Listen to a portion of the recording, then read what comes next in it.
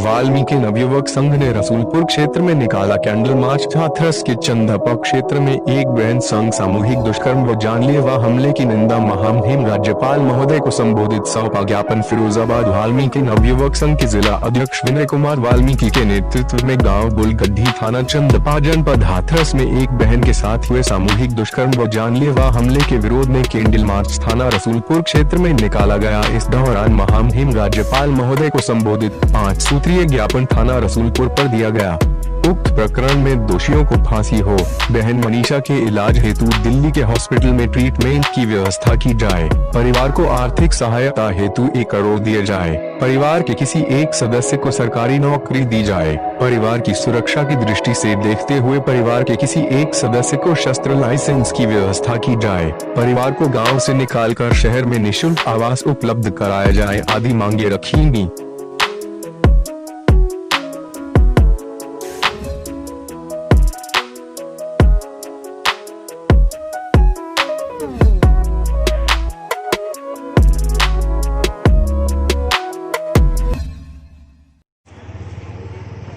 आज आप लोगों द्वारा कैंडल मार्च निकाला गया, कहां से कहां तक निकाला गया और क्या मांगे थी?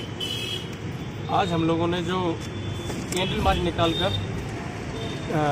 महामहिम राज्यपाल महोदय जी के नाम का ज्ञापन दिया है, उसका उद्देश्य हमारा ये है कि हाथरस जिले में गांव चंदपा में वाल्मीकि समाज की बेटी की कुछ दरिंदों ने आबरू लूटने का काम किया। उसकी इज्जत लूटने के बाद जान से मारने की मंशा से उसके लीड की हड्डी तोड़ी, उसके कमर की हड्डी तोड़ी और जब भी उनका मन नहीं भरा तो उसकी जीवा अपने दांतों से काट ली गई। तो आज हम लोगों ने उसके विरोध में हम लोगों ने कैंडल मार्च निकाल के उसको न्याय दिलाने के लिए और सोई हुई सरकार को, सोए हुए प्रशासन को जगाने के लिए हमने कैंडल मार्च निकाला है और ज्ञापन दिया गया है। हमने ज्ञापन में हमारी 5 मांगे रही हैं कि सबसे पहले तो जो दोषी हैं, जो श्रवण समाज के जो लोग हैं, उसमें 5 लोग हैं, उन 5 को फांसी दी जाए और जो पीड़िता है मनीषा वाल्मीकि उसको तुरंत के तुरंत तत्काल प्रभाव से उसको दिल्ली के किसी हॉस्पिटल में उपचार कराया जाए उसका, क्योंकि वो जिंदगी और मौत से लड़ने का काम कर रही है। और सुरक्षा की दृष्टि से देखते हुए उसके परिवार को एक शस्त्र लाइसेंस दिलाया जाए सरकार की तरफ से और उसके परिवार को, क्योंकि पालन पोषण के लिए उसके परिवार में कोई भी नहीं है, तो इसलिए 1 करोड़ रुपये और उसके यहाँ सरकारी नौकरी दी जाए। अब एक गांव में केवल 2 परिवार हैं वाल्मीकि समाज के, और जो अन्य जाति के लोग हैं जिन्होंने ये घिनौना कार्य किया है, उनके वहाँ कई घर हैं, अनोखे घर हैं। तो इसलिए हम लोगों ने ये मांग की है कि उनको उस गाँव से निकाल कर किसी सिटी में, मेन नगर में उनका निवास स्थल बनाया, जिससे वो अपना जो मुकदमा है वो सही तरीके से लड़ते रहें। और मैं आपके चैनल के माध्यम से ये बताना चाहता हूँ कि आज की डेट में जो सरकार ये कहती थी, जो नेता ये कहते थे कि बेटी बढ़ाओ बेटी पढ़ाओ,